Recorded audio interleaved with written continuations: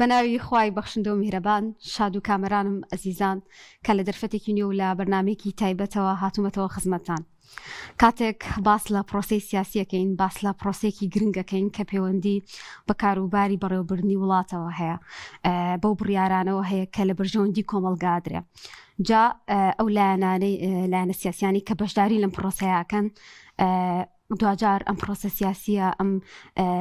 دامەزراوانە پێک ئەهێنن کە لەناو کۆمەلگادا هەن، بە نمونە پەرلەمان کە شوێنێکی زۆر گرنگە بۆ بڕیاردان لەو مافوو بەرژەوەندیانی لە پێناو خەڵکدا دەدرێ. جا لەم پرۆسە سیاسیە و لەم کایە ناکرێ ئەرک و ڕۆڵی خانمان نادیدە بگرین، بە تایبەتی ڕۆڵیان لە پێگە و لەو دەسەڵاتانی کە هەیە بزانین چی بووە، چۆنە. بە تایبەتیش ئێمە ئەمڕۆ باس لە ڕۆڵ و توانای خانمانەکەین لە ناو یەکێک لە لایەنە سیاسیە دیارەکانی هەرێمی کوردستان، ئەویش کۆمەڵی دادگەریە کە لە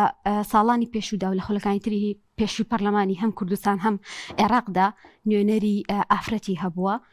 و ڕۆڵ و پێگەی خۆیانیان هەبووە، ڕێکخراوی خوشکانی ئیسلامی کوردستانیان هەبووە کە لە چەندین کای تایبەت داخزمەتیان کڕۆ، لەوانە پەروەردە لایەنی ئاینی، لەوانە لە ڕێکخراوەکانی کۆمەڵگەی مەدەنیە. جا ئێمە بۆی کە جەختکەینەوە سەر کار و چالاکیەکانی ئەوان، لەسەر پێگە و توانای ئەوان، لەسەر ئەوەی کە ئەوان چیان کردووە لە ڕابردوودا و دەیانەوێت چی بکەن، کۆمەڵێک پرسی گرنگ باز دەکەین لە بەرنامە تایبەتە بە میوانداری هەرێک لە بەڕێزان خاتو بەدریە سوێیلی، ئەندامی پێشووی پەرلەمانی کوردستان، هەروەها خاتو هودا محەممەد کە بەڕێزیان بربژێر و کاندیدی کۆمەڵی دادگەرین بۆ ئەم جارەی هەڵبژاردننی پەرلەمانی عێراق. و هەروەها هەرێک لەم بەڕێزانە کە بە خۆشحاڵی و ئامادەن لە ستۆدیۆ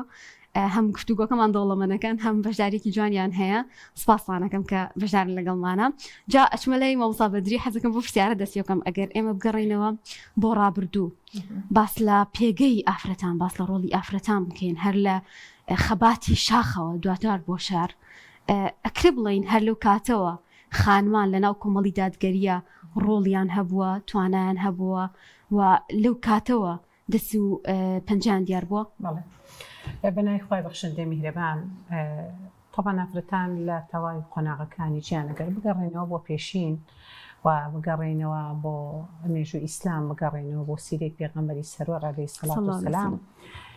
ئافرەتان ڕۆڵێکی زۆر ڕەها و کاریگەریان هەبووە. ئەگەر ئێمە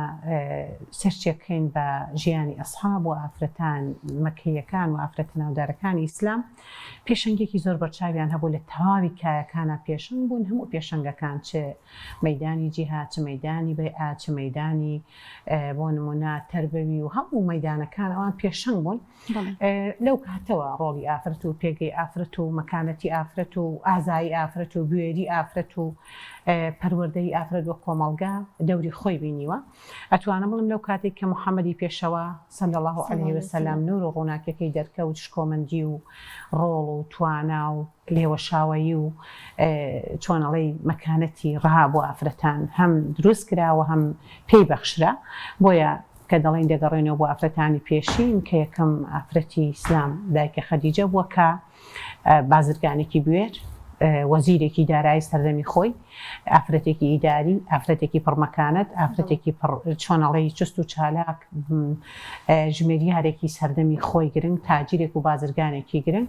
بگەڕێنەوە بۆ ئافرەتانی تر، ئەوە کات زۆرە بە من حەزەکەم لەو کۆمەڵی دادگەریشە خاتوە دیێ کۆمەڵی دادگەری تەوان پێش ئەوەی کە ئەلانی کۆمەڵی دادگەری بکرێتەوە، هەم بزوتنەوەی ڕاپەڕین هەبوو، هەم بزوتنەوەی ئیسلامی هەبوو. ئەم دوو ڕەوتەکایەکیان گرتووە لە سەرنجامەکە کۆمەڵی ئیسلامی لێ پێکات. بێگومان ئافرەتان شان بەشانی پیاوان لە شاخەوە، لە خەباتی شاخ، لە گوندەکان، لە شتیاکان و لە ئاوارەیی، لە دەربەدەری، لە ژێردەستەیی بەعز، لە ناڕەحەتی و لە شاخ چۆنەڵەی خەباتیان هەبووە. لە ناو شاری شار خەباتی مەدەنیانە و ژێرزەمینی و ئەتوانم بڵێم کاری پارتیزانیان کردووە. ڕاستە کاری پارتیزانی تەنها شەڕەفی شەک نەبووە، لە ناو شارە پێ دەچێت کاری پارتیزانیان بە سیاست کردبێ، بە نامەبردن و هێنان بردبێ، بە کاری دەعوی بردبێ، بە ستایل و تەکنیکە کاری دەعوەیان کردبێ کە بۆ سەردەم و کاتی خۆی لە ڕووی ئەمنیەتەوە زۆر شاراوە و ئەوە بووە. بۆیە دەڵێم ئافرەتان هەم لە سەردەمی پێش ئەوەی ئەلانی کۆمەڵ بکرێ بەڵێ لە شاخەوە هێنایان و لە شاری شاشان بەشانی براکانمان بێوچان بێدا بڕان بەڕاستی من دەڵم پشکی شێریان بەردەکەوێ ئەگەر بڵێن کۆمەڵ بۆ نمونە بەشێکە ڕێک نیوە بە نیوەی ئافرەتانن کە بەڕاستی دەڵێم ئێمە هەردوو لامان بە یەکتریەوە جوانی خات و هۆنیا هیچ کاتێک نابێ ئێمە لە بەرەیەک بین براکانمان لە بەرەیەکی تر براکانمان لە بەرەیەک وەنیە سەنگە لە یەکتری بگرین هەردوو لامان تاوکار یەکترین بە یەکتریەوە جوانین کارەکان بە یەکتریەوە تەواوەکەین و هاوسەنگیش دەپارێزین بۆیە براکانمان ڕێز و حرمەت و تەقدیریان بۆ ئێمە هەیە ئێمەش بۆ چاوەڵیان دەڕوانی بۆیە هەمیشە پشتیوانین و هاوکاریانی لەکوێ پێویست بێ لە هەموو مەیدانەکانە فەرمێستا بابەتی مەیدانی هەلو مەرجی هەڵبژاردنە لە براکان بێرانەتر شەونخۆنی دەکەین شار بە شارەکەین گوندەکەین کۆڕەبەسین سیمینارەکەین هەرچی ستایل و تەکنیکە بێماندوو بوون وزە سەرفەکەی ئێستا بۆن منە قۆناغەکەی ئەوەیە قۆناغی پەروەردەیی ئەوە الحەمدلله دەستخۆشی لە ڕێکخراوی قوشکەکەین ئەمڕۆ ئەو چالاکی بەرچاو جوانەی الحەمدلله بۆ خێزان و کولتوری کوردی خستە ڕووە بگەڕێنەوە بۆ کۆمەلگا بۆ پەروەردەی خێزان بۆ تاک بۆ گەنج بۆ تەواوی ئەو خزمەتە جوانە بەرچاوی کە کردیانە لە کۆمەلگا جێگەی ڕێز و تەقدیرە بەڵێ ئافرەتانی کۆمەڵی دادگەری بواریان پێدراوە لە مەیدانی بڕیاردا هەن لە مەیدانی سیاسەتدا هەن و هەبوون لە هەموو خولەیەک لە دوایەکەکانی پەرلەماندا ئافرەتانمان الحەمدلله ڕۆڵی کارایان هەبووە و لە ڕووی سیاسی و هەر بە هەمان شێوە لە مەیدانی بڕیاردا ئافرەتانمان لە ئەنجومەنی باڵا لە ئەنجومەنی سیاسی لە سەرکردایەتی و لە تەواوی بۆ نمونە ئۆرگانەکاندا الحەمدلله ڕۆڵ و پێگەیان پارێزرا بۆ ئەسپی خۆیان تاودا و توانم بڵێم ڕۆڵی بەرچا و الحەمدوللیلا لە هەر شوێنە ئافرەتان بوونیانە بەجێ پەنجەی خۆیان نەخشاندووە و سەربەرزانە لە کاری خۆیان سەربەرز بوون و لێی دەرچوون. باشە بێمە لای خاتوودا کاتێک باس لە ڕۆڵی ئافرەتان دەکەین بگومان ڕۆڵی ئافرەتان هەم کەمتر بووە هەم ئەو ئەرکەی کە لە ئەستۆی خانمێکە ڕەنگە کەمتر لەسەر ئەستۆی پیاوێک بێ لە پەروەردەکردن و لە کاروباری ماڵەوە جا حەزەکەم پرسیارە لە بۆ ڕێزیشتان بکەم ڕۆڵی ئافرەتان چۆن بۆ بەتایبەتی ئێمە بینین ئێستا لەو کار و چالاکیانی کە ئەکرێ چینێکی گەنج هاتوونەتە پێشەوە هەندێک چالاکی ئەکرێ جیاواز لە پێشووتر هەندێک دموچاوی تازەی تیابینین هەندێک گەنجی خوێنگەرمی تیابینین کەمە دەکرێ ینی جی خۆشحاڵی بێ هەم بۆ خودی لایەنگران هەم بۆ خودی ئەو خزمەتی کە ئەکرێ بە دام و دەستگا جیاوازەکان بە چین و توێژە جیاوازەکانی ناو کۆمەلگا. بسم الله الرحمن الرحیم دەستخۆشی بۆ ئێوە. طبعا ڕۆڵی ئافرەتان لە ناو کۆمەڵگاگەری هەروەک چۆن ڕێزمان سابەتریە باسی کرد هەر لە سەرەتاوە ڕۆڵێکی گرنگیان هەبەوە ئێستاش کە ڕۆڵێکی گرنگیان هەیە لە پەروەردەی مناڵە و ئێمە چەندین ئافرەتی سەرکەوتومان هەیە لە ناو کۆمەڵی دادگەریە توانیوێتی ئەرکی خۆی لە پەرلەمان وەکو پەرلەمانتارێک وەکو سیاسیەک ڕاپەڕێنە دواتر کاری حیزبی کردووە لەگەڵ ئەوەشتا ماڵ و مناڵی خۆی پەروەردە کردووە دەرس لەگەڵ ئەوەشتا ئێمە بانخوازێکی سەرکەوتومان هەیە یعنی نمونەی زۆر جوانیشمان هەیە لەو ئافرەتانەی کە ئێمە با بڵێن ئێستا لە ناو کۆمەڵی دادگەریە بەردەوام لە کاردان و کارەکەن وەکو گەنجان طبعا ئێمە وەکو بەرنامەی کاری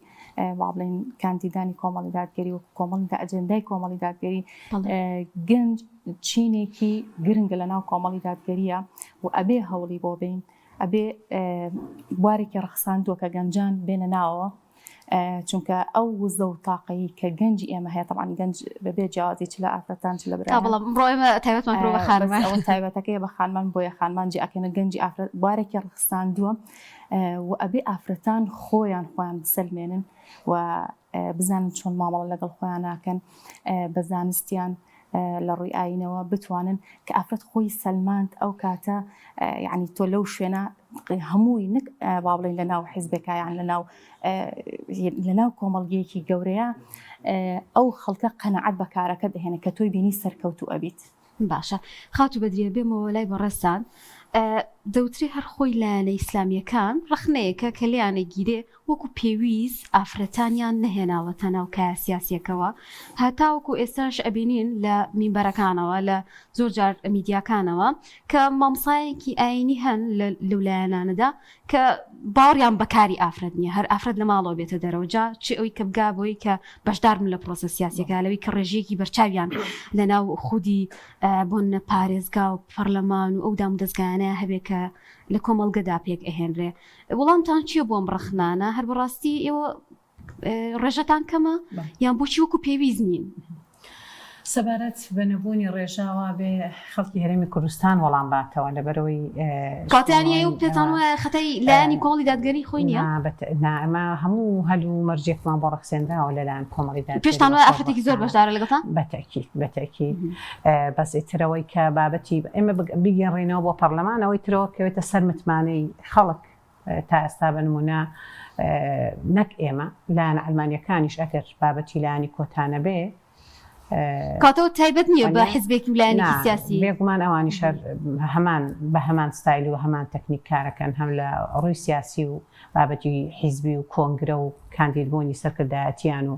وەسی سیاسیان هەر بە ڕێژەی کۆتاچنە ئەو پۆست و مەکانەتە و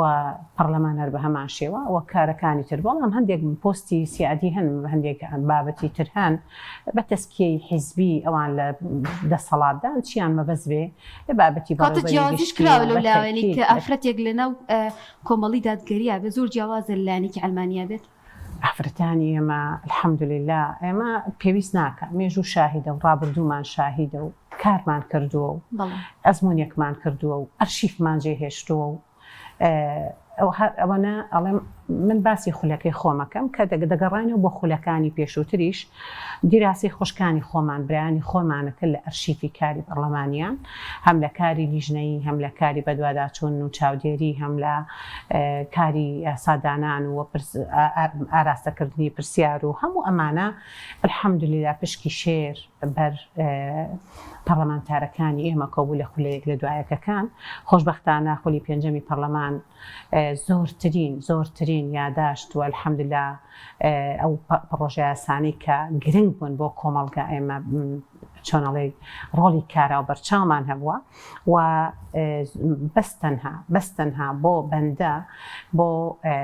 بابەتی مامۆستایانی گرێبەست بکرێن بە هەمیشەیی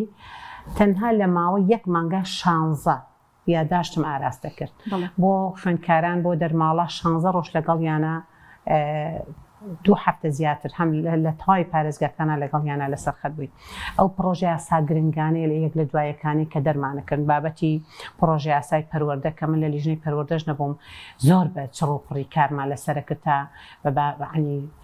بەڕاستی هەوڵی جدی ئەدرا کە بابەتی ئاین پەراوێز بخرێ یالا برێ یا شتێک لەم بابەتانە بابەتی بۆ نمونە هەندێک بابەتی ئەوان ئەخستە ڕوو کە باڵاپۆشی تۆزێک ئەوە بکرێ یا بابەتی جێگەی نوێژ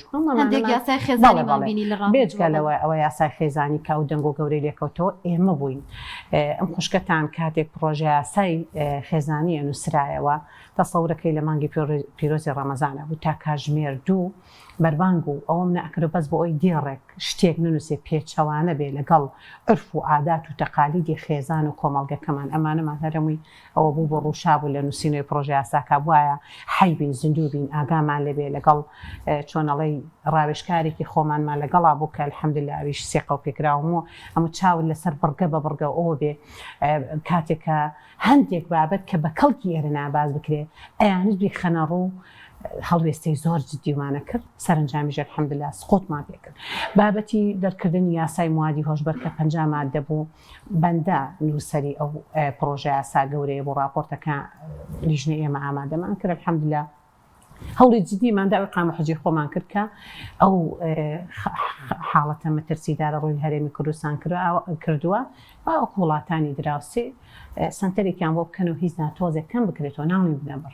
زۆر کاری تر بە نمونە ئێمە هەلی کار ڕەخساندن بە نمونە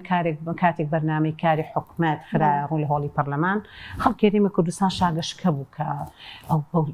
ئەو بەرنامە کار دەوڵەمەنی سەرۆکی حکومەت خستێ ڕوو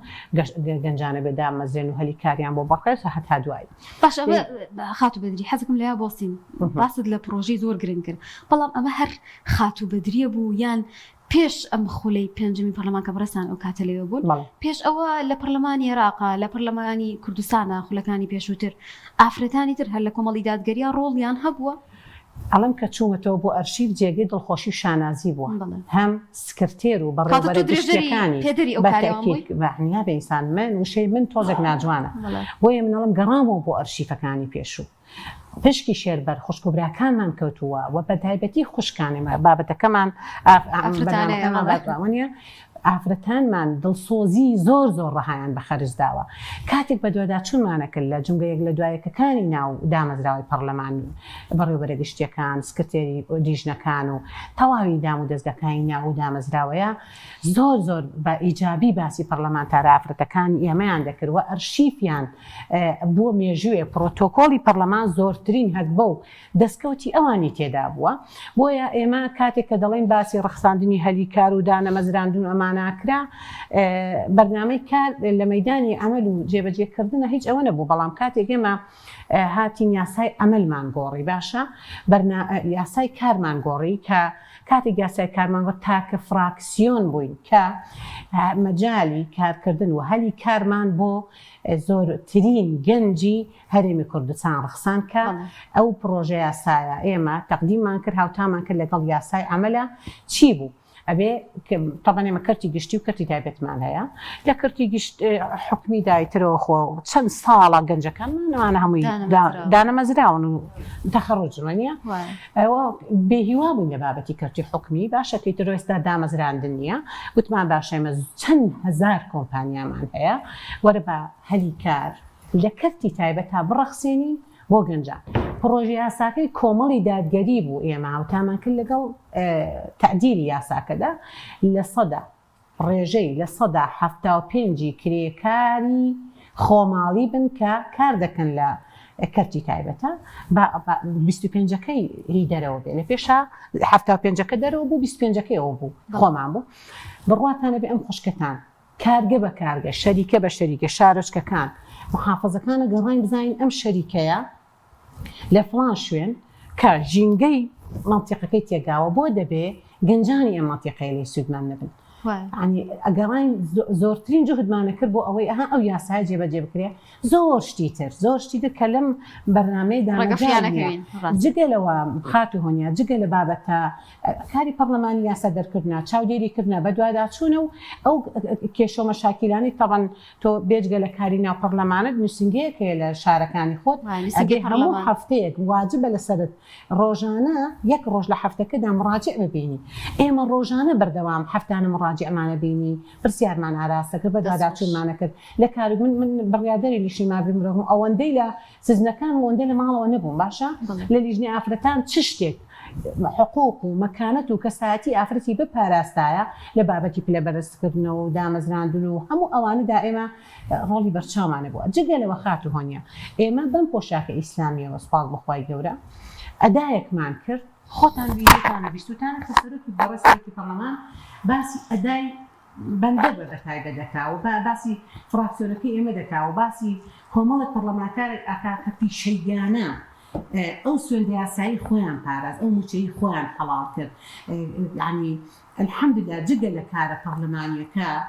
کاری دەعویمان بە پۆشاکی شەرعی و ئیمانی و ئەخلاقی و ئیسلامی قورئانیەوە بردەوەڵەکانی پەرلەمان الحەمدوللا کێشە و مەشاکیلی ناو خودی دامەزراوەکەش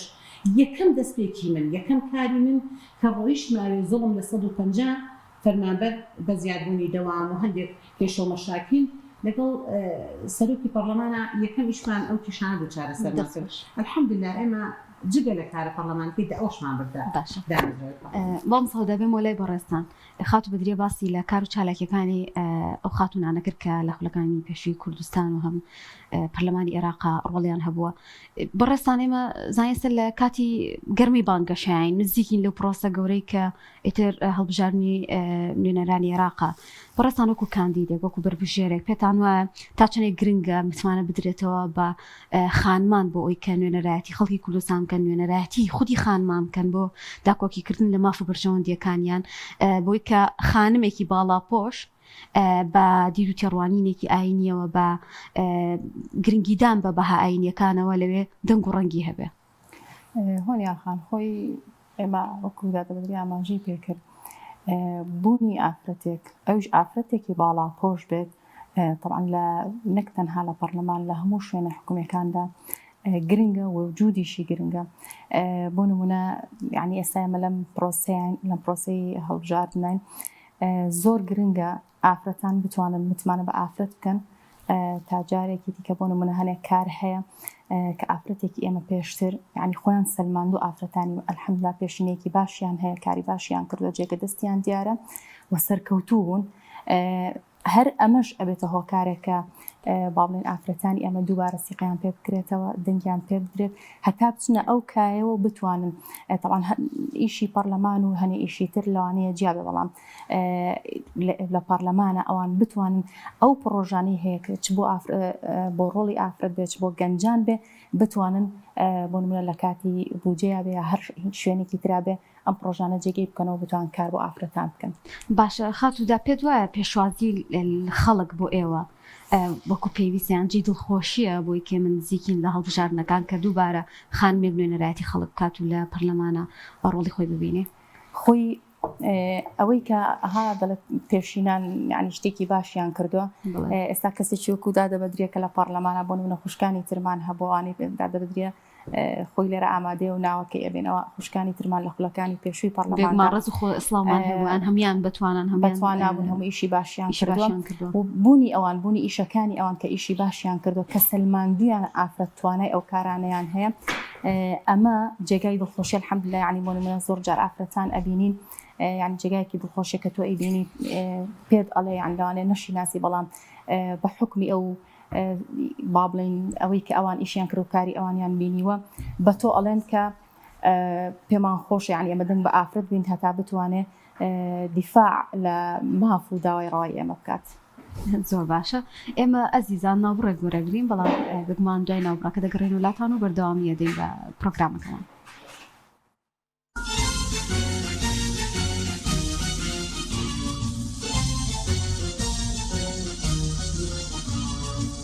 کۆمەڵ هیوایە ئومێدە ئێمە بە هیواوە دەنگی پێدەینەوە دەنگیشی بۆ کۆکەینەوە لەبەرەوەی باشترینن ئەوان ڕێگەکەی پێخەمەگەریان گرە سەڵاتەنم زۆر سپاسیان دەکەم چکایە بەڕاستی خزمەتێکی باشیان بە گەلی کورد کردووە ئێمە کۆمەڵ فێری کردوین کە خزمەتکاری میلەتەکەمان لە پێش هەموو شتێک گەنجان بەشێکی ئەساسی ناو کۆمەڵی دادگەرین کۆمەڵ گرنگی بە گەنج دەدا و گەنجان پێکاتەیەکی سەرەکی و دانەبراوی کۆمەڵی دادگەرینە کۆمەڵی دادگەری چاکە حیزبە بڵێن کە پشتی گەنجی گرتبێت و گەنجی ئیهمال نەکرد بێت و کۆمەڵی دادگەریشە چوارچێوەیەوەدا هەوڵی داوە بە هەموو چین و توێژەکانەوە بە تایبەتریش گەنجان لە ڕێڕەوێکی ڕاست و دروستی شەقامی ئیسلامەتیا بن و بیگەنە ترۆپک دینەکەی خۆیان کە دینی ئاینی ئیسلامە پشت بەخوای گەورەی 11 سەرکەوتن بۆ کۆمەڵی دادگەری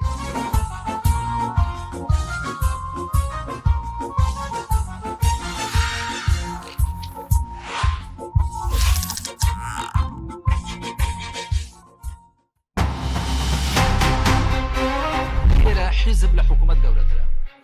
حیزب دامەزراوەکان هەڵدەلووشێ وتیان دەدا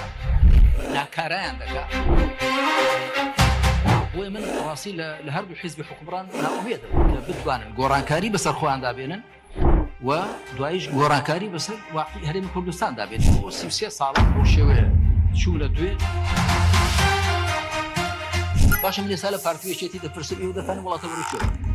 ئەو خەڵک ناڕاست بێزار حکوومەتی نێوەندی لێتان بەگلەی ئەوە خەڵکی دیکەی دۆست و ئەوانە سەفیروانی دێن بۆ لای ئێمەش قۆنس و ئەوان لێتان بەگلەی دەزانی بۆ چی ئایا ئەتۆ کە معارەزەت و سەرکوت کرد و برسیت کرد و تەنگە تاور کرد و هێندێکت گرت و هێندێکە ناڕەحەت کرد و ئەوانە سەر و شخصی حەقی کردووە پێت وایە وەزەکەت چاک دەبێت کاکە تۆ نەتبینیوە لە سووریا ڕژێمی بەشارە سەد چی دەهات نەبینیوە لە وڵاتانی دیکە ئەو ژێمانی کە سەرکار بکیانێ هات ناترسێت تۆ خوارد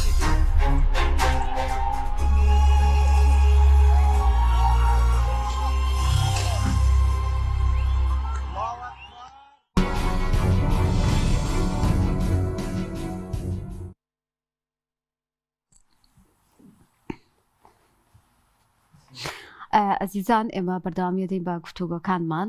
ئێمە باسمان لە کۆمەڵێک کار و چالاکی کرد کە نوێنەرانی خانم لە کۆمەڵی دادگەری و لە پەرلەمان و لە دەم دەستگاکانە ڕۆڵیان هەبووە بەڵام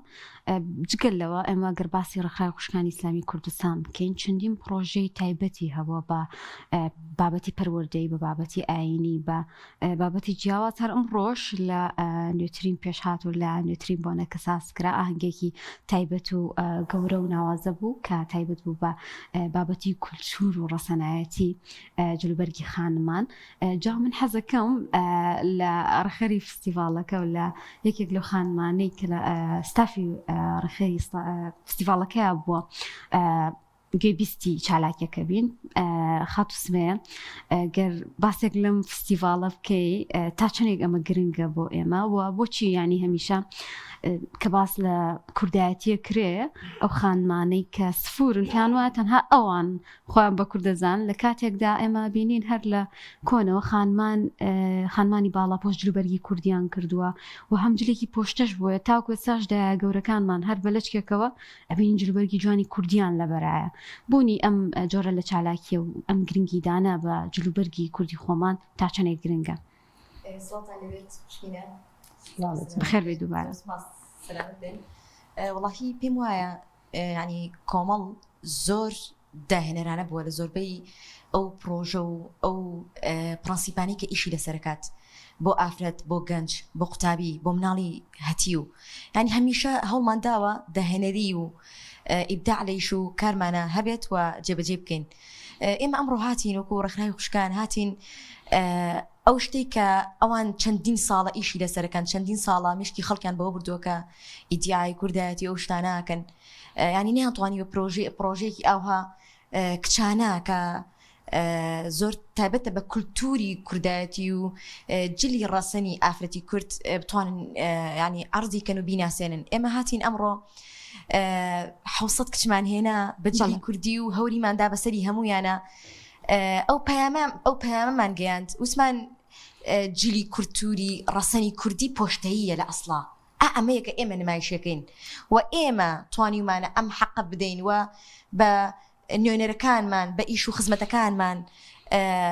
بە ئەو پەروەردەوانەی کە خستومانەتە ناو کۆمەڵگەوە توانیمانە بیسەلمێنین ئێستا مامۆستا بەدری باسی کرد هوداخان باسی کرد ئێمە زۆر داهێنەر بووینە زۆر بە ئەرکی خۆمان ئەستاوین ینی لە هەموو شتێکە لە 2008 دین پرۆژی سمبولی نور دێرین بۆ پۆشتەی ئافرەت کاتەوە یەکەم چالاکی و پرۆژی خانمانیش نییە ینی ئێمە بەرتەسکی کێنەوە ئەمە سمبولی نورمان هەبوو تاجیش کۆمان زۆر پرۆژمان هەبوو پرۆژی جوانیان هەبوو خانمان لە ئیبداع تازەکانمان بۆ خانمان بە ستایلێکی تر بە شێوازێکی تر هاتین سەلماندمان پێیانمان وت ئەمە جلی ڕەسەنی کوردە نەک ئەوەی کە لە شوێنان نمایشەکرێت و ئیدیعای بۆ کرێت ئەمە ڕەسەنایەتی جلی کوردی و دایکان و پێشینانمان بووە زۆر بەشتی تر زۆر سەلماندومانە بە هونەر سەلماندومانە بە شانۆ بە هەرچی میکانیزمێک بوو بێت ئێمە توانیمانە حەقی خۆی پێ بدەین و ئێمە باشە جلوبەرگی کوردی و ئەو لەچکە هەوریانی کەم ڕۆبینیمان لە فستیڤالەکە تا چنێک ینی جێی خۆشحاڵی بوو تا چنێک ئەمە گەڕانەوێ بۆ ئەو ڕەسەنایەتی و ئەو بابەتە کولتوریانی کە ڕەنگە زۆر جار پراوێز خراپێ ئێمە کە لە سەرەتاوە ینی پرۆژەکەمان عەرز کرد ینی بەجددی خۆمان تەوەقعمان ناکرد ئەم مندە تینووی ئەم شتانە بن ینی گەنجی کوردی داپۆشراوی ئێمە ینی بە جۆرێک ئێمە هۆڵێکی 500 کەسیمان گرت بوو سیرمان کرد هەر لە ڕۆژی یەکەم و دووەمە 700 کەس تەقدیمی ناوی کردو بۆی بێت بەشداری بکات ینی ئەمە خۆی جێی دڵخۆشیە و سەلماندمان بەجددی ئەمڕۆ سەلماندمان بۆ کۆمەڵە بڕگە و شتە زیندوانەی کە کردمان وتمان ئەمە زیندوێتی و ئەمە ینی پەیامی گەنجانی کوردە بەتایبەتی ئەوانەی گەنجانی ناو کۆمەڵ زۆر لە پرۆژەی ترا زۆر سەلماندومانە بەڵام ئەمڕۆ ئەمەیەکێک بوو لە ئیبداعەکانمان لە هەموو کایەکانە من حەزەکەم بڕۆمە سەر بابەتێک کە زۆر پێم خۆشە باسی کەم کۆمەڵ زۆر ئەم ینی دەرفەت بۆ گەنج بۆ هەموو ئاستێک ینی بەتایبەتی بۆ ئافرەت ئەخڵقێنێ بەو مەرجێ ئافرەت خۆی بیستی لێ هەبێت ینی من خۆم مناڵێکی ناوی دەرسە پەروەردەیەکان و مزگەوتەکانی ئەم کۆمەڵە بووم ئیتر بەس کە خۆم ویستم لێ هەبوو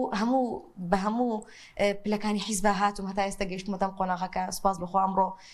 توانیمان ینی چالاکیێکی نوێ ینی شتێکی زۆر جوان و ئیبداعمانە بکەین و زۆر دەستخۆشیان لێ کردین هە لە سەرداوات نەسەرخەت لەگەڵمانە ینی پێیان زۆر باش بوو هاوکاریان کردین باش سمێ خان با کەمێک ئاماژە بەو جۆرە چالاکی و فستیڤال و بۆنانە بکەین کە خانمانی لانەی ئیسلامیەکان بە تایبەتیش کۆمەڵی دادگەری ئاسازیەکەن ینی ئەم کۆبوونەوانە ڕەنگە خەڵک پرسیارکات چی گرنگیەکی هەیە هەر ئەم کەسانە نین ئەیان هێنەوەیە ئایا هەموو جۆرە کەسێک دەتوانێت بەشداری بکە یانی بۆ کەسێک سفور بێتوانێت بەشداری ئەم جۆرانکەیان تەنها بۆ خودی ئەو کۆمەڵەیە کە لە ناو کۆمەڵی دادگەریان و ئەو ینی لانێکی دیاریکراون و تەواو ئەم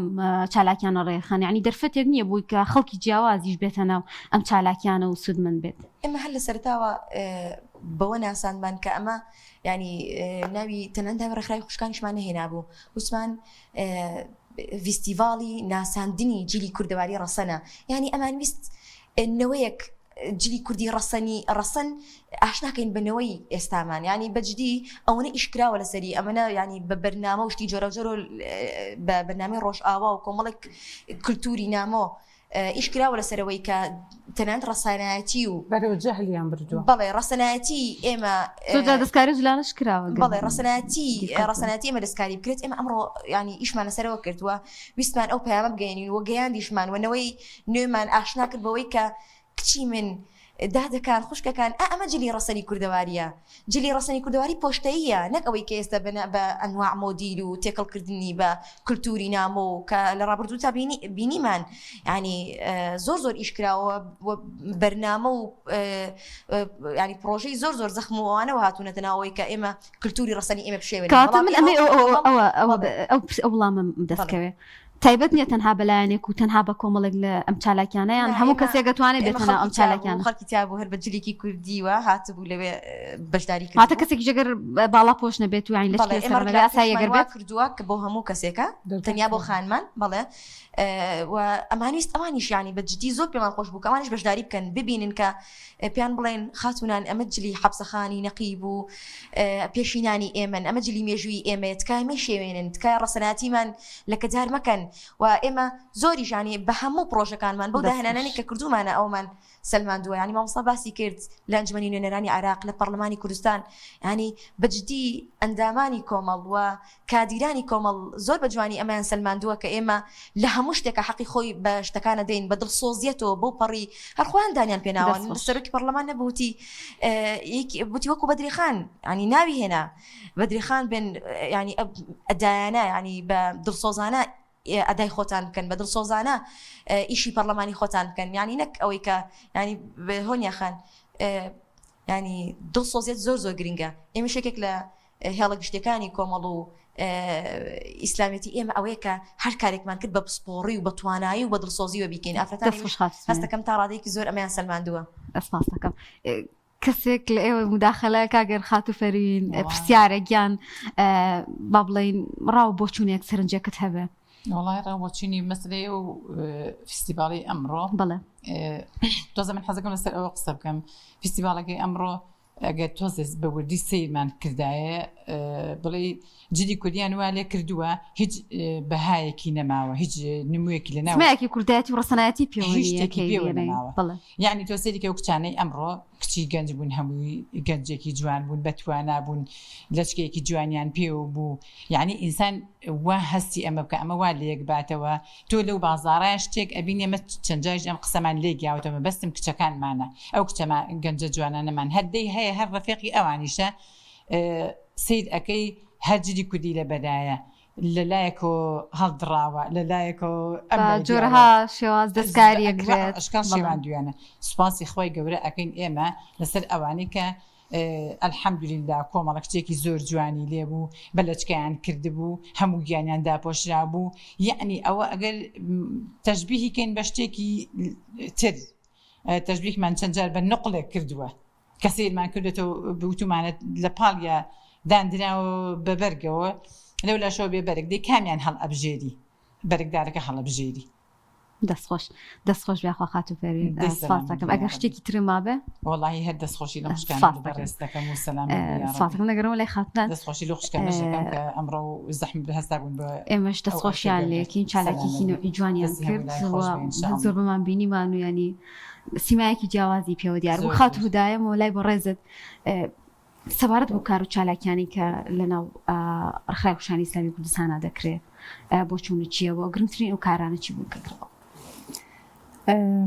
ڕێکخراوی خوشکانی ئیسلامی هەر لە سەرەتای دروستبوونی ئەم ڕەوتە ئیسلامیەوە ڕێکخراوی خوشکانی ئیسلامیش دروست بووە. خوشکانی ئێمە هاوشانی هاوسەرەکانیان کوڕەکانیان براکانیان بەردەوام تەواان ئێمە هەربینەوە لەوانەیە ئەوە تۆزێک ڕۆڵی باوکیان هین کەمکەینەوە بەڵام ئێمە ئەوە بزانین ئەگەر ئافرەتێکی سەرکەوتومان هەبوو بە تەکید ئەبێ برایەک پشتی بێ باوکێک پشتگیری بێ یان هاوسەرێک پشتگیری بێ چۆن بە پێچوانەشەوە ئەگەر برایەکی سەرکەوتومان هەبوو یان خوشکێکی پشتێتی یان خێزانەکەی یان دایکی ئەمە سیستەمێکی عەزیمە خوای گەورە دروستی کردووە هەردووکی تەواوکەری یەکترین. ئەم ڕێکخراوی خوشکانی ئیسلامیەش کە خوشکانی ئێمە بەردەوام کاریان تیا کردووە کاری بانگەواز و داوایان تیا کردووە کاری هۆشیاری خێزانیان تیا کردووە بۆ پاراستنی خێزان کاری پەروەردەی مناڵانیان تیا کردووە لە ڕووی دەرسە ئاینیەکانەوە زۆر جار ڕێکخراوی خوشکانی ئیسلامی هاتووە ئەرکێک کە هی حکوومەتە ئەمان خستیانەت ئەستۆی خۆیان. ئێستا ئێمە بۆ نمونە لەم ڕۆژانە ئێمە لە مەراسیمێک بووین دەستگای سۆمای چاوان 400 ئافرەتی بێ سەرپەرشت کاوسەرەکانیان لە دەستیا بوو بۆ نمونە معاشێکی پارێکی مانگانی پرۆژەیەکە تایبەتە بەڵێ پرۆژەیەکە تایبەتە بەوان کە چەندین ساڵە ئەوان بەردەوام کاری تیاکەن. جا ئەم حکوومەتە هاتووە ئەم خەڵکە تووشی هەژاری و برسێتی و یعنی نەهامەتێکی کردووە ڕێکخراوی خوشکانی ئیسلامی بۆ بە پەناگەیەک بۆ ئەو بۆ بە دەستگیرویەک بۆ ئەمان. ڕێکخراوی خوشکانی ئیسلامی کوردستان یعنی بەردەوام ئەم کارانەیان کردووە و لەگەڵ ئەوەشدا بۆ نمونە ئێمە ئەبینین ساڵانە بێجگە لەو یارمەتیدانە کاری تریشەکەن بۆ نمونە دەوراتی وا جوان و ڕێکوپێکەکەنەوە بۆ کەسانێک بۆ نمونە دەورەی ئەگەر هونەرێکی دەست بێ یان خەیاتی بێ یان هەر دەورەیەکی دەرس بێوانە بێ هەر جۆرێک بێ دەیکەنەوە بۆ خوشکانی مەتا خوشکانمان بتوانن خاوەن کار و کەسابەت ئابوووریەکی تایبەت و سەربەخۆی خۆیان بن. ئەمەش هەر هەمووی ئەو خوشکانی کەتیایە کار دەکەن هەمووی بە خۆبەخشی کار دەکەن هەمووی لە پێنا و ڕەزامەندی خوای گەورە کار دەکەن یعنی ئەو خوشکانی کە لەویا کار دەکەن و مەژۆڵی ئەم کارانن هیچ کامیان بەرامبەر بە مادێکیان پارەیە کار ناکەن ئەمە لە زۆر شوێنی تر بە تەکیدی کە ئەمە لە زۆر شوێنی تر لەوانێت تۆ ئەم جوهدەی کە ئەمان ئەیکەن ئەم خوشکە بەڕێزانە لە زۆر شوێنی تر نایبینیت پارێکی باشیان پێ بدرێ کارەکەش لەوانەیە بە دڵسۆزی نەکرێ بەڵام ئەم خۆبەخشیەکە بەو پەڕی دڵسۆزیەوە تەنها لەبەر ڕەزامەندی خوای گەورە کارەکە دەکات. من یە مۆلای خاتوبەدری تۆ ساڵاتێکی زۆرە لە ناو ڕێکخراوی خوشکانە کارت کرد و چەندین پرۆژەی تایبەتت هەبووە هەر بە نمونە پرۆژەی سای خێزانی هەڵەدەبم کە یەکێک بلو پرۆژە جوانانەی دادەبدری بە تایبەتی ینی ڕۆڵی تیا هەبوو بەڵام من پرسیارێکەکەم لای ڕەنگەمە بۆ خەڵکیش پرسیار بە بۆ چی ینی تەنانەت لایەنە جیاوازەکانیش کە بیرروڕایەکی ئیسلامیانیە تەنانەت لە لایەنەکانی تری وەکو ئەلمانیەکانەوە متوانیان بە لایەنە سیاسیەکان ئیسلامیەکان هەیەبووی کە مناڵەکی خۆیان بنێرن بۆ بابەتی پەروەردەی بۆ هەندێک بابەتی دینی بەڵام باوەڕیان بە خودی ئەو لایەنە ئیسلامی سیاسیانە نییە لە پرۆسە سیاسیەکە هۆکاری ئەمە چیەوە تا چنێک پێتان وایە ئیتر دەرفەت بدرێت بە خانمان و نوێنەرایەتی خانمان بکرێنی بۆ ئەم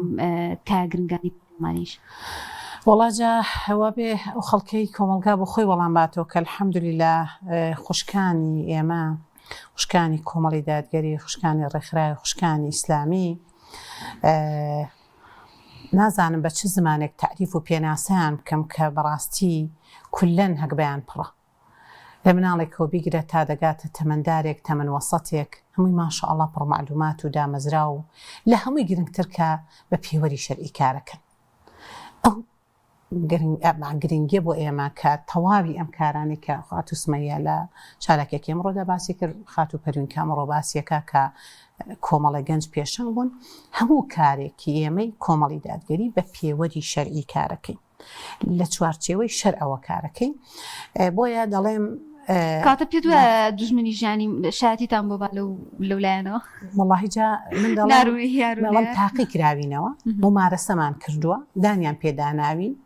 و مێژوومان شاهیدە و هەگمەمان پڕە و ئەرشیفاتی پەرلەمان الحەمدوللا پڕێتی لە دەستکەوتەکان پرۆتۆکۆلی پەرلەمانە یەک لە دوای یەکەکان بەڵگەی زیندوون سەبارەت بە کار و چالاکیەکانی ئێمەی خوشکان لە ساڵی 2007ەوە ئەگەر هەڵە نەبم ئەوە سۆمای چاوان دامەزرا تەواوی لق و شار و شارۆچکەکانی گرتوتە ئەو خزمەتە بەرچاوە دەکەن بە مناڵانی نازاری بێ باوک سای خێزانمان دامەزرا لە 2007ەوە مەنا هیچمان دەرکرد بۆردێکمان دروست کرد بەندە سەرپەرشتیاری بۆردەکە بوو کۆمەڵێک خاڵی گرنگی پەروەردەیی خێزانی لە خۆ گرت بوو کە گشتاندنمان کرد بۆ تەواوی لقەکانی خوشکان باشە و لە تەواوی شار و شارۆچکەکانی هەرێمی کوردستانە ئێمە لقێک و سنتەرێکمان دامەزران سەبارەت بە ئەو بابەتەی کە دروستمان کردبوونیانمانە کە سنتەری سای خێزانە بۆ کێشە کۆمەڵایەتیەکان خۆشبەختانە ئەو سنتەرە کە ئێستا بۆتە دەستی ڕاوێژکاری خێزانی بەردەوام هەم لە شار و شارۆچکەکان هەر کۆنتاکتمان هەیە و هەمیش لە شاری سلێمانی کە چۆنڵی بابەتی گرنگیشانی زۆر جار دەوترێ ئەو چالاکیانەی کە ئەنجام دەدرێت لەلایەن ڕێکخراوەکانەوە بنمونە با ڕێکخراوی خوشکان باس بکەین زیاتر لەناو ڕەنگە قوتی شارەکانە بێ بەڵام ئێوە بیرتان لەو کردووە ینی دەستان بگا بە هەموو ناوچە جیاوازەکان ڕەنگە خانمێک هەبێ لە گوندێک بێ لە ناوچێکی دوو دەستی نەگا بە زۆرێک لەو بابەتە پەروەردەی و ئاینیانی کە ضرورە بگابێویش خاتوهۆنیە هەر لەگەڵ دەستپێکی دروستکردنی ڕێکخراوەکە لە تەواوی لقەکانی خوشکانە ئێمە فەرعمان لێ دروست کرد باشە ئێستا بە تەکنیکێکی تر باشە ئێستا بابەتی تەکنۆلۆژیا هەیە لە ڕێگەی ترەوە ئەلەکترۆنیاتەوە توانی کارەکان چارەسەرکەین و بەردەوامیش کۆنتاکتمانەیە لە هەموو لقێکی ئیلا فەرعێک هەیە سەبارەت بە ئەو بابەتێکی ئێمە باسیەکەی نا چ جای ئێمە هەرێمەکەی خۆمان و گوندەکانمان و شار و شارۆچکەکانمان دەستمان دەگا بە دەرەوەی وڵاتیش لە پێ دەچێ ئەم شتە بۆ هەندێک خەڵک ئەوەی نەبینی بێ بابەتی ماڵەکانی ڕۆشناواشنە فراکسیۆنی ئێمە و خاتۆڕووپاکە لە لیژنەی ڕۆشنبیری بوو ئەوەی کرد وە بەندە شەرپی هەڵسا نووسراومە ناراسی وەزارەتی ڕۆشنبیری کرد و خۆشبەختانە ماڵەکان داخران باشە سەدان کلیپی ناقابلی خراپی تێکدەری تاکی کۆمەلگا فراکسیۆنەکەی ئێمە بوو نوێنەرەکانی ئێمە لە لیژنەی ڕۆشنبیری یاداشتیەک لە دوایەکان ئاراستەی وەزیری ڕۆشنبیریە کرد و دەوەستێنرا باشە ئەگەر بڵێم لەو کاتێک کە بابەتی ماڵی ئاشنا و ڕۆشنە هاتە پێشەوە پێدەچێت چل ئافرەت مڕاجعی خوشکتان بووە لە سوید و نەرویجەوە کە الحەمدوللا تەوعیەمان کردن و کە تووشی بابەتی ئیلحاد بوون قوربانی دەستی ئەو دوو ڕێکخراون باشە لە ئەمریکا مڕاجعمان هەبووە لە بەریتانیا هەمان بووە لە ئیتالیا هەمان بووە لە ڕۆژهەڵات هەمان بووە لە تورکیا هەمان بووە لە وڵاتانی قلیم و دەوروبەر هەمان بووە ئەو ڕێکخراوە الحەمدوللا ئەو دەنگۆیە گەورەی دروست کردووە کە ئێستا زۆر جار بەدەر لە بابەتی ئۆنلاین تر بەستایلێکی تر و بە تەکنیکێکی تر ئێمە تەوعیانەکەین و دەستمان پیان و الحەمدوللا ڕێکخراوی خوشکان ئەگەر بەداخەوە دەرفەت نییە مەچالەکێک لە دوایەکەکان بۆیە ئەگەر متمانە بدرێ بە خوشکانی ئێمە بەس دەرفەتە بێ کار و چالەکەکانمان لە بەرنامەیە یا لە چەند بەرنامەیەکە بخەینە ڕوو خەڵکی هەرێمی کوردستان تێڕوانی نییە گۆڕە بەرامبەر بە کۆمەڵی دادگەری لە متمانەی لە دڵسۆزی لە هەچی بەرپرسیارەتی لە خیانەت نەکردی لە دەنگی بەڕاستی ئێمە لە گەندەڵیەوە نەگلاوین الحەمدوللا کۆمەڵی دادگەری ئەگەر بێت و ڕێژەیەک بۆ باتی تاواندانەی بۆ پێدەچێت بابەتی جگەرە خواردن نۆرماڵ بێ لە لای کۆمەڵی دادگەری لە 100% بابەتی کۆحولیەکان و مەشروب لە لای کۆمەڵی دادگەری لە 100% کێشە خێزانیەکان و ڕێژەی تەلاق و هەڵۆشانەوەی خێزان لە لای کۆمەڵی دادگەری الحەمدوللا ڕێژەیەکی نییە ڕێژەکەی ناتوانانی دابنری باشە بابەتی تێوەنەگلان لە بابەتی گەندەڵی خوشکتان 4 ساڵ و نیو ئەندامی پەرلەمانی کوردستان بووە وەرن 1250 تەبع لەسەر من بکەن بە ماڵ لە هەر بابەتێکی داراییەوە گلابم باشە لە ینی پێدەچی هەلوو مەجالیش زۆر ڕەخسابێ کە ئێمە ستایلێکمان هەیە بڕیارێکمان هەیە مامۆستا هوداگادارە بێت لە 150 موچە بدرێتەوە بە حیزب و لە 115شیمان دەدا بە ئۆرگانەکان بۆ هاوکاری ئێمە ینی هەر وەرگانانی کە خوشکانتیە کارەکەن لە ئۆرگانێک لە دوایەکەکانی حیزب هەرجارە و بە میکانیزمێک بە ڕیزبەندی هاوکارمانەکردن الحەمدوللا گەنجمان ئەوە ئەکردا ئامەزران بۆ ژیانی هاوسەرداری نەخۆشمان چارەسەرە کرد الحەمدوللا کرێنشینمان ئەبوژاندەوە کاکەمە 2 مانگ نەچوینە پەرلەمان ئەو 2 مانگە موچەکەمان پەرلەمانی کە ئێستا هەر سەر 2 مانگ موچەمان و دەوامی پەرلەمانمانە کرد موچەی خەڵکی شاهیدا بگەڕێنەوە بۆ سایتەکانی پەرلەمان و بڕۆینەوە بگەڕێنەوە بۆ ئەکاونتەکانی خۆمان ئێمە ئەو 2 مانگە موچەکەمان بە مڵکی خۆمان نەزانی حەقی حیزبیشمان لەو نێوە دەخوات حیزبیش دەستکراوەی کردین وتیان مادەم ئێوە ئەوەتان پێ باشە لە 150 نەدا بە حیزب کولەن موچەکانمان یەک خست و دامان بە یەک دوو جیهازی متەتەور لە نەخۆشخانە هیوا کە خۆشبەختانە الحەمدوللا ئێستا خەڵکی هەرێمی کوردستان سوودمەندنی ناخم ئێستا دەڵێن ئەو کێشانی چارەسەرمان کردوون لە دەرەوەی وڵات و اقلیم و دەوروبەر و ئێستای ناوەڕێمی کوردستان من ئەم مانگە زیاد لە 30 کەیسم هەبووە ئایا ئەو کەیسانە کۆمەڵی دادگەری بوون لە 100 کۆمەڵین بەڵام ئێمە دەرگامان بەڕووی ئەو خەڵکەدا ئاوەڵایە بۆیە متمانەدان بە کۆمەڵی دادگەری بەربژێرەکانی کۆمەڵی دادگەری بە کاندیدەکانی کۆمەڵی دادگەری هەم لە دنیادا دڵنیا بن دەبنە خاوەنی دەستکەوت لە تەواوی دەستکەوتەکان و کارە چاکەکان بەشدارن هەم لە قیامەتیشدا بەڕاستی لەو متمانە پێدانا پەشیمانین و خۆی گەورە چۆنەڵی دایان کاتە شەریکی هەموو خێرە چاکان لە بەروێزانی الحەمدوللا هەموو قۆناغێک لە دوایەکەکان هەموو خولێک لە دوایەکەکان بێن گەندەڵیەک تێوەگلانی یەک ئانێمە دەڵی خراپترینمان لە تەواوی ئەکتیڤەکان و چالاکتەکانی ئەوان دەڵم پەرلەمانتارەکانی ئێمە یەکێکمان بەرامبەر بە 100 ئەوان بووە هەر یەکێکمان لە هەر لیژنەیەکا بوو بین بەقەر هەر 11 ئەندامەکەیان ڕۆڵی ئێوان کەم ناکەینەوە هەموو بێکتریەوە جوانی ئێمە ئەمەسا عەلی باپیر ئەمری پێکردین کە چوونە پەرلەمان ئەبێ ئەجەندای حیزبی لەبەرتان داماڵن بە ئەرکی ئینسانیانەوە کار بکەن بە نەفەسی ئینسانیانەوە کار بکەن کە ئێوە نوێنەری گەلن مرۆڤ دۆستانە کار بکەن بۆیە ئینشاڵڵا متمانە بەخشین بە نوێنەرەکانی ئێمە بەڕاستی لی پەشیمان نابن هەم لە دنیا خاوەنی کۆمەڵک دەستکەوتە بن هەم ئینشاڵڵا دوا ڕۆژ دەستکەوتەکان ئەوەن خەیر و سەواب و ئەو ڕێکارە چاکانە یاسا دەرکردن ئاوکاری مادی بۆ کەسێکی مستحق تەوعیە و تەربیە ڕێگری لە خراپەکردن هەموو ئەو دەستکەوتانێتی هەیە بەشدارن بەس بەخوا ئێمە وەکو کۆمەڵی دادگەری نە کۆمپانیامان هەیە و نە لە دەسەڵاتین و نە حکومڕانین و نە خەڵکمان پێدا مەزرێ و ئەو شیعارانە ناڵین و پەیمان و ئەوەی ناڕاستیش بە کەس ناڵین الحەمدوللا لە بەرنامەی کاری و ئەجێندای هەڵبژارنیشمانە دیارەکە لە هەگمەمانە چیتە و چیشمان کردووە باشە وازم ویستی مداخلێ بکەی فەرموو ینی لەو دوو خوشکە بەتابەتی مامۆستا هودا خوشکینە بەجددی ئەمە سلماندووە ینی لە کای پەرلەمانیە لە پەروەردەی کۆمەڵگا لە هەموو ئەو کەیسانی کە باستان کرد لە کەیسی ئافرەتە ینی ئەم ئافرەتەکانمان زۆر دەوری گەورەیان بینیوە زۆر ڕۆڵی گەورەیان بینیوە لە ئیسلاحی کۆمەڵگا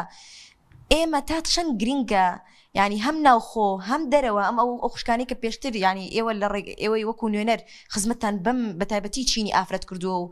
ڕۆڵی گەورە و کاراتان بینیوە تا چەند پێویستە هەم لە ناوخۆ هەم لە دەرەوە خوشکان پشگیری خوش بکەن ینی بەجددی کۆمەڵە کەیس هەن لە ناو کۆمەڵگا زۆر پێویستی بە سەلیقە و بە توانایی ئافرەت هەیە هەر بڕیارێکیش کە لە پەرلەمانە بدرێ پێویستە ینی ئەگەر تۆ وەکو ئافرەتێک نوێنەرێکی ئافرەتت هەبێ بۆی کە لە بەرژەوندی تۆ پەروەردەی مناڵی لەدەستە ینی بەڕێوەبەری ماڵە بەڕێوەبەری زۆر ینی کایی گەورەی ژیانە ینی ئافرەت ئەمە ئەزانێت ئافرەت لە توانایی ئافرەتمان پێویستە بۆم شوێنە زۆر ئێمە کاتمان کەمە پرسیارەکەت گەیش حەزەکەم مامۆستا هودا وەڵام باتەوە مامۆستاگەن طبعا باسی ئەوەی کرد کە نێنەرایەتی ئافرەتان طبعا ئەوە پێویستێکی زۆری ئێستای واقعی کۆمەلگای کوردی ئێمەیە کە ئافرەت لە سیاسیەکانە کایە کۆمەڵایەتەکان لەو کانەی هەر حکوومەتە کار بکات وەکو ئێستا کە ئێمە با بڵین بۆ پەرلەمانی عێراق ئافرەتانی ئەمە لە ناو کۆمەڵی دادگریا بەپی ئەو ئەحسایم خۆم لە مەکتەبی هەڵبژاردن کارەکەم بەپی ئەو ئەحسایی کە لە مەکتەبی هەڵبژاردن هەیە ئێمە هەمانە لە 150 زیاتر ئافرەت و دەنگدەری ئافرەتە کەواتە ئەبێت ئەم ئافرەتانە بەپێی ڕابردوویەکی پاک و هەکبێکی پڕکەدا دەبێت باسی کردکە ئەو خوشکانەمان هەیان بۆ کە کاریان کردووە و هەوڵیان طبعا یەکەم جار ئێمە هەوڵێکی گشتی دراوە بۆ یعنی لە کۆمەڵی دادگەری یاکە هەوڵ درێ هەوڵێکی گشتی ئەدرێ بۆ کۆمەلگای کوردی دواتر کۆمەڵی دادگەری دواتر ئێمە بە تایبەتی تر ئافرەت کەواتە گرنگێکی تایبەتی هەیە کە ئەوان ئەبێ پشتگیری خوشکانیان بن لەم پرۆسێکی ئێستا لە بەردەستمانە خات بدەیەمەوە لەو بەس یەکشت حەزەکەم باس بکەم یعنی لەم بانگە شێڵبژاردنە وڵی هەندێک شتمان بینی زۆر نازانم جێی سەرنج و پێکەنین بوو تەنانەت لەم پرۆسێشە ئافرەتان دووبارە بەکار هاتنەوە هەندێکان دیدی ئافرەتمانە بینی وەکو خۆ دەرخستنێ نازانم یعنی بابەتی جوانکاری و ئەمانەیان بەکاری هەنا بۆ پۆستەرەکانیان هەندێکیان شادیان تەزویر کردبوو ئەی هەستەکەم ئەم ڕووکەشیە لەناو ئەو خانمانە نابینێکە لەناو کۆمەڵی دادگەریان سپاسی مام سەوداکەم خات بە دێگرتوش کۆتا قسەی خۆت بگەێنی وڵای هەر پێم خۆشە ئەو پرسیاری کە خات و سومەیە لە مامۆستاهودای کرد وەڵامی ئەو بینەوە ئێمە ڕاستە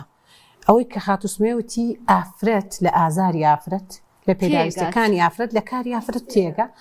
یاسای ئەوەمان دەرکرد مافی نەخۆش باشە مافی لێرێ لە خۆ تەنهای بۆ یەک ڕەگەز دەری ناکەی وایە دەی شۆڕە بێتەوە بۆ ئافرەت بۆ تەواوی پێداویستەکان ئەوەی کۆمەڵگا پێگاتی کۆمەڵگا پیرە بە ساڵات چووە مناڵە گەنجە ئافرەتە دێ لە نێویاندا بۆ نمونە جەختی ئەومان کرد ئیجازەی دایکایەتی ئەوان ئێمە لە دەرکردنی یاسای ئەمە لە ئەیامەت ئەگەر ئافرەتێک بۆ نوۆشی کردبێ لای ئێمە هێڵی سوورە کەرتی تایبەت نابێ وەربگیرێ مافی خۆیەتی بۆیە ئێمە لە ئەرک و مافی نەخۆشە داپۆکیمان کرد چی بەر ئافرە دەکەوێت لە هەندێک حاڵەتە بوون مەسا کات و دەرفەت نییە چی پێویستە بۆ ئافرەت لەم پرۆژە یاسادا لەم یاسادا جێگیر بکرێ وەزائیدەن لە یاسای ئەمە لە داکۆکی تەواومان کرد لە مافی دایکایەتی لە هەندێک حاڵەتی تری گرنگ لە پلە بەرزکردنەوە لە جیاوازی نەکردن لە ئیمتیاز و لە مکافەئە و لە ڕاتب و هەموو ئەوانە بۆی ئافرەت کە لەوێ بێ داکۆکی لە ئافرەت دەکەوت دەزانێت پێداویستەکان و ئازار و میحنەتی ئافرەت چییە ینی توبی ئەو شتانت ئەگەیان ینی کۆمەڵی دادگەری بۆ خشکانی کۆمەڵی دادگەری بوون لەوێ لە پەرلەمان ئەو ڕاستیانیان ئەگەیان ئێمە کە ئەو پرۆژە یاسانە دەرەکردن ئەمانزانی بۆ نمونە دایکێک چۆن بەدەست ئەو ئازارەوە ئەناڵێنێک کە ڕێگەی ئیجازەی دایکایەتی پێنادرێ یا بۆ نمونە هەلیکاری بۆ ناڕەخسێنرێ یا ئافرەتێکە ژیانی هاوبەشی ژیانی بە هاوسەری پێگەناوە ڕێگەی کارکردنی لێ دەگرێ کە بە یاسا ئێمە دەمانویست جێگەی بکەینەوە کە مافی کارکردنی هەیە ئەگەر لەگەڵ هەلو مەرجی خێزانەکەی گونجاو بێ و بە پێوەری شەرع لە بینی دوو کەوانەدا لە بە پێوەری شەرعی دەستان خۆش بێخوا من هیچ قسێکم بۆ نایەوە ئەوەی کە پێویست بوویمە لەم پرۆگرامە باسمان کرد هەرچەنەم خوشکانم ڕۆ چالاکێکی جوانیان ئەنجام بە و دڵیام هەمووتانماندوم بەڵام بە خۆشحاڵی و هەر ئامادە بوون لە پرۆگرامەکە کۆمەڵێک باسی گرنگمان کرد لە ئەزمون و توانای خانمان لەناو کۆمەڵی دادگەریە لەو کار و چالاکیانی کە کردویانە و لە داهاتووشدا کە دەیانەوێت چی بکەن ئێمە لێرەدا پرۆگرامەکە کۆتایی هێنین بە ئومێدیەوەی کە کاتێکی باشتان لەگەڵ ئێمەدا بەسەر بردبێ بەخوای گەورەتان ئەسپێرین لە دەرفەتێکی تر و لەگەڵ ئەم خانمە تایبەتانەیە ئینشاءڵڵا پێتان دەگەینەوە خۆتان لەگەڵ